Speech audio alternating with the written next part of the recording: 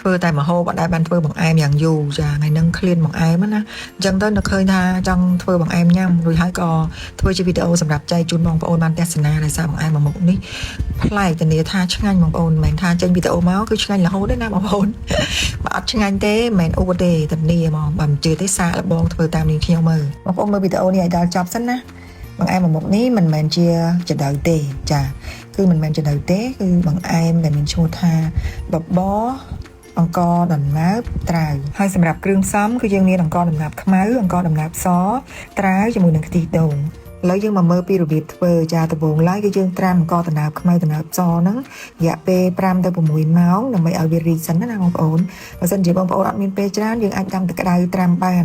ចាត្រាំឲ្យរីកហើយបានយើងចំហុយទៅវាឆាប់ឆ្អិនបន្ទាប់ពីត្រាំគឺយើងលាងទឹកឲ្យស្អាតពី3ទឹកណាចាហើយស្រង់វាឲ្យស្រស់ទឹកបន្ទាប់មកគឺយើងយកទៅដាក់ទៅក្នុងស្បៃដើម្បីយកទៅចំហុយទៅក្នុងឡាំងសឹងសម្រាប់ត្រាវគឺយើងហាន់ជា4ដុំ4ជ្រុងប៉ិនចោលដៃឬក៏មេដៃអីចឹងណាបងប្អូនហើយយកទៅចំហុយដូចគ្នារយៈពេលដែលយើងចំហុយបាយដំណើបហ្នឹងឥឡូវយើងមកកូរខ្ទិះសិនហើយខ្ទិះហ្នឹងគឺយើងយកខ្ទិះដើមចាខ្ទិះដើមយកមកដាក់ដាំឲ្យពុះមួយពុះទៅបានហើយដាក់អំបិលបន្តិច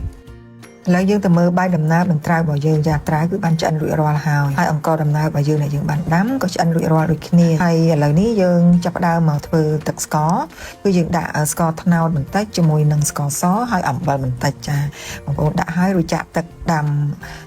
កូរឲ្យវាពុះណាបងប្អូនកូរឲ្យវាពុះមួយសន្ទុះក្រោយមកក៏យើងចាប់ផ្ដើមយកបាយដំណើបដែលយើងដាំឆ្អិនរួចរាល់ហ្នឹងដាក់ចូលទៅក្នុងទឹកស្ករដែលយើងបានដាំហ្នឹងហើយសម្រាប់ស្ករយើងធ្វើកុំឲ្យផ្អែមពេកបងប្អូនយកផ្អែមមិនល្មមទៅបានហើយពេលដែលយើងដាក់បាយដំណើបចូលទៅក្នុងទឹកស្ករអញ្ចឹងយើងអត់បាច់ទុកយូរពេកទេទុកឲ្យវាពុះទៅបានហើយដោយសារ